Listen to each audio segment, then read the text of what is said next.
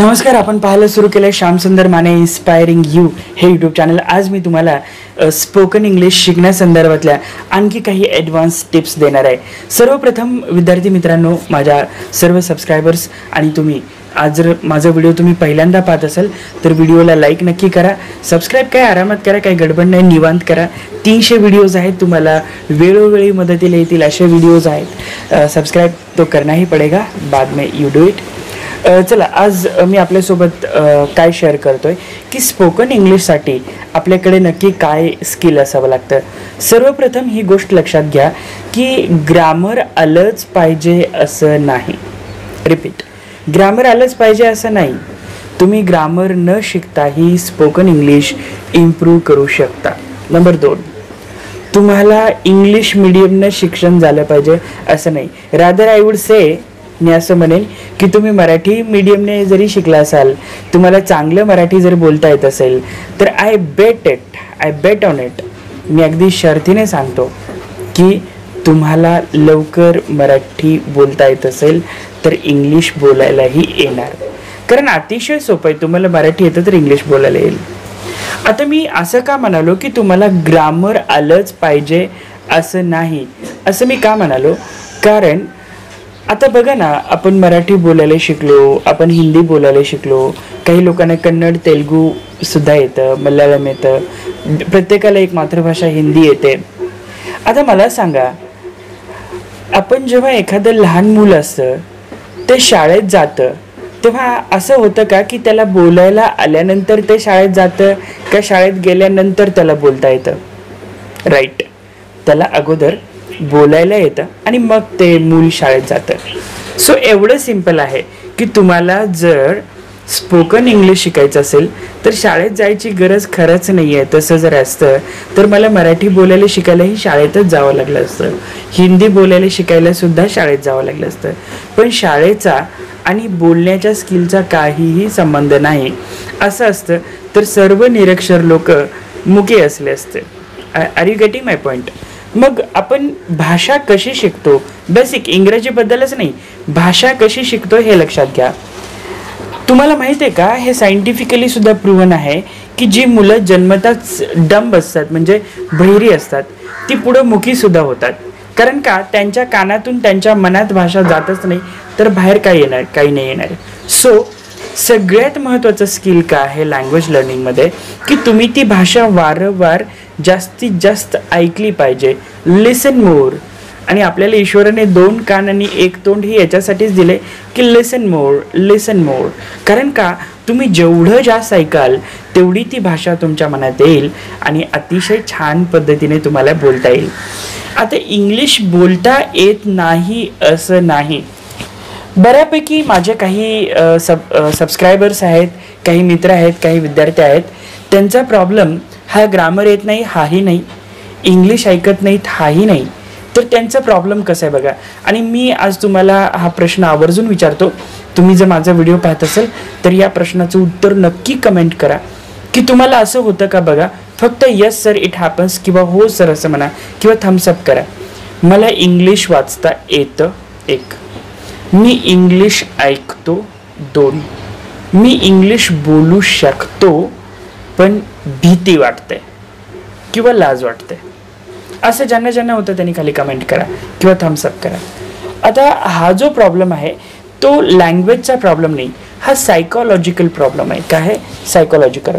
कारण खूप साऱ्या लोकांबाबत असं होतं की त्यांना चांगलं बोलू शकतात पण ते बोलत नाहीत, कारण त्यांच्या मनामध्ये एक दडपण आहे, एक भीती आहे, एक दबाव आहे। आता हे दडपण, दबाव, भीती कशाची आहे? व्हॉट इफ आय मिस्टेक, मी चूक केलं तर काय? What if people laugh on me, माझ्यावर लोक हसले तरी काय? What will people think about my English, लोक माझ्या इंग्लिशबद्दल काय विचार करतील? People will not think about anything of you because people don't have time to think of themselves. So हा जो फोबिया आहे इंग्लिशबद्दल, मी पर्टिक्युलर वर्ड मेन्शन करतोय, फोबिया। आता फोबिया म्हणजे काय हे लक्षात घ्या, एखाद्या गोष्टीची विनाकारण मनात बसलेली भीती, याला मानसशास्त्रामध्ये फोबिया असं म्हणतात। हा जर फोबिया तुमच्या मनातून मी आज या व्हिडिओच्या माध्यमातून काढू शकलो तर समजायचं तुम्ही अगदी 7 दिवसात इंग्लिश बोलू शकाल, कारण तुमचा प्रॉब्लेम हा इंग्लिश ग्रामर प्रॅक्टिस व्होकॅब्युलरी हा नाही आहे. तर तुमचा प्रॉब्लेम हा आहे की तुम्हाला भीती वाटते, मनावर दडपण येतं, कॉन्फिडन्स नाही, लाज वाटते, शरम वाटतं. तर आता याला कसं टॅकल करायचं हा सगळ्यात महत्त्वाचा प्रश्न आहे. तर सर्वात पहिल्यांदा तुमच्या डायरीमध्ये लिहा की मी इंग्रजी बोलायला का घाबरतो, आणि त्याचं एक आणि एकच उत्तर येतं की लोक चुकल्यावर माझ्यावर हसतील आणि माझ्या हातून चूक होईल. लोक चुकल्यावर माझ्यावर हसतील, माझ्या हातून चूक होईल, लोकांना काय वाटेल. ह्या 2-3 उत्तराशिवाय उत्तर नाही बघा. तर माझं तुम्हाला अपील आहे, मला पण हे असं खूपदा व्हायचं, खूपदा मी असं सफर केलंय, पण एके दिवशी मी विचार केला की कुठवर हे चालणार, कुठवर मी असं भीत राहणार.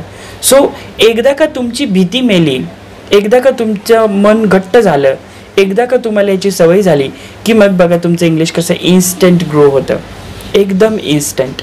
म्हणून आज काय करायचं आहे, आज मी तुम्हाला एक छोटंसं टास्क देणार आहे.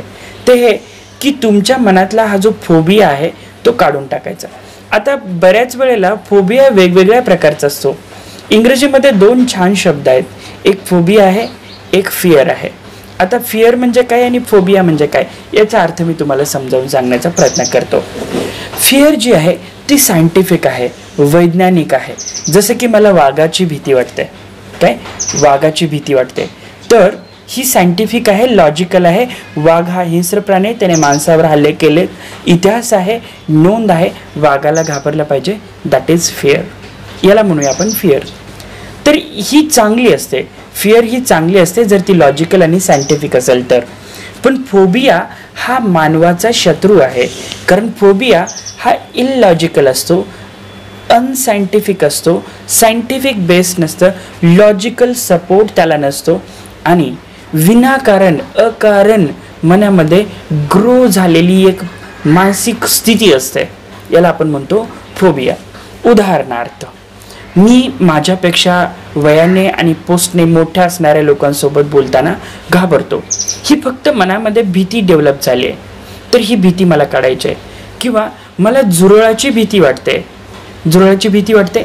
आता ही एक स्थिती निर्माण झाली आहे माझ्या मनामध्ये, मानसिकता निर्माण झाली, कारण झुरळ हा खरंच काही मानवापेक्षा जास्त शक्तिशाली प्राणी नाही. झुरळाने कधी माणसावर हल्ले केले नाहीत, उलट तुम्ही ओरडला तर ते झुरळ मरून पडेल, एवढी ताकद आपल्यात आहे, पण तरी झुरळाची भीती वाटते. हा एक सायकोलॉजिकल ब्लॉक आहे. तसंच मी समाजात असा राहिलो पाहिजे, ही माझी इमेज आहे आणि याला तडा नाही गेला पाहिजे, असं अनेक वेळेला आपल्याला वाटतं. पण माझं तुम्हाला अपील आहे की जर तुम्ही चांगलं करत असाल, काहीतरी सकारात्मक करत असाल, तर चांगली लोक नेहमी तुम्हाला सपोर्ट करतील, नेहमी तुम्हाला प्रेरणा देतील, नेहमी तुम्हाला ॲप्रिशिएट करतील. आणि जर तुम्हाला तुमच्या एखाद्या चांगल्या उपक्रमाला लोक मजा करत असतील, रेडिक्यूल करत असेल, टिंगलटवाळी करत असतील, तर ती लोक गृहीत धरण्याच्या लायकीची नाहीत, हे लक्षात ठेवा. सो आता तुम्ही जेव्हा स्पोकन इंग्लिशचा विचार करता, तेव्हा इंग्रजी बोलताना, इंग्लिश बोलण्यापूर्वी आणि बोलल्यानंतर वाटणारी भीती आणि लाज आहे, तोही एक फोबियाचाच प्रकार आहे.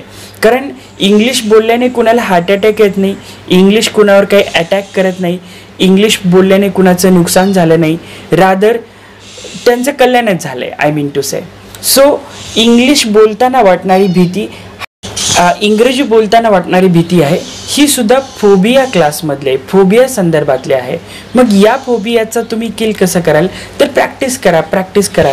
इंग्लिश बोलताना वाटणारी भीती ही तशीच भीती आहे जसे एखाद्या नवशिक्याला, ॲमॅच्युअरला सायकल चालवताना वाटणारी भीती आहे, किंवा एखाद्या स्विमिंग करणाऱ्या व्यक्तीला पोहायला शिकताना वाटणारी भीती, तशाच प्रकारची भीती ही इंग्लिश बोलताना वाटणारी आहे. तुम्ही तुमचे दिवस आठवा, जेव्हा तुम्ही बाईक रायडिंग शिकता तेव्हा सुरुवातीला भीती वाटते, आता बाईक किती छानपैकी चालवता. जेव्हा तुम्ही पोहायला जाता तेव्हा अतिशय छान आता तुम्ही छान पोहता, पण सुरुवातीला तुम्हाला किती भीती वाटायची, आता तुम्ही छान पोहता. म्हणजे फोबिया जो असतो तो मरतो, फोबिया जो असतो तो समाप्त होतो जर तुम्ही प्रॅक्टिस कराल तर. पण फिअर कधीही संपत नसते. जसं की मी लहानपणीही वाघाला घाबरत होतो, आताही वाघाला घाबरतो. वाघाला घाबरून याची कितीही प्रॅक्टिस केली तरी वाघाची भीती वाटते, आणि भीती नाही वाटली तरी वाघ हल्ला करायचा तो करतोच, नुकसान व्हायचं ते होतंच. म्हणून मी सांगतो की तुम्हाला इंग्लिश येत नाही हा तुमचा प्रॉब्लेम नाही, तर तुम्हाला सायकोलॉजिकल हा जो ब्लॉक आहे याला तुम्हाला ब्रेक करायचा आहे, याला तुम्हाला डॅश मारायचं आहे, आणि मग बघा तुमचं इंग्लिश कसं इम्प्रूव्ह होतं. आणि मग काय करायचं तुम्हाला, hi hello how are you, excuse me, what's going on, had your dinner, had your lunch, what's going on, how's the life, how's your career, what do you want to be in the future, which is your favorite movie. अशी छोटी छोटी छोटी वाक्य तुम्ही इंग्लिशमध्ये बोलायला शिका.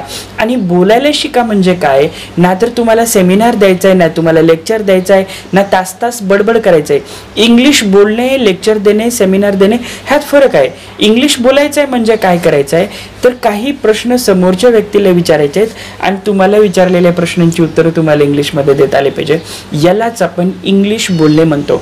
उदाहरणार्थ तुम्ही रेस्टॉरंटमध्ये गेलात, हॉटेलमध्ये गेलात, तर वेटरला excuse me, will you give me a coffee एवढंच म्हणाल ना, का त्या वेटरला काही लेक्चर देणार आहेत का. मग तुम्ही excuse me, where is menu card, 2 coffee please, this is also English. तुम्ही 2 वाक्य जरी बोललात तरी ती इंग्लिश आहे. असं काही नाही की अर्धा तास, एक तास, 20 मिनिटे तुम्हाला इंग्लिशमध्ये बोलत बसायचं आहे. हा एक गैरसमज तुमच्या मनातून दूर करा, आणि हा फोबिया जो आहे याला वॉश आउट करा and come out of it and face the world. आणि माझ्या शुभेच्छा तर तुमच्यासोबत आहेतच. हा चॅनल तुम्ही सबस्क्राईब केला नसेल तर सबस्क्राईब करा. हा व्हिडिओ शेवटपर्यंत पाहिल्याबद्दल, पुन्हा पाहिल्याबद्दल आपल्या सर्वांचा आभार. थँक्यू. बाय.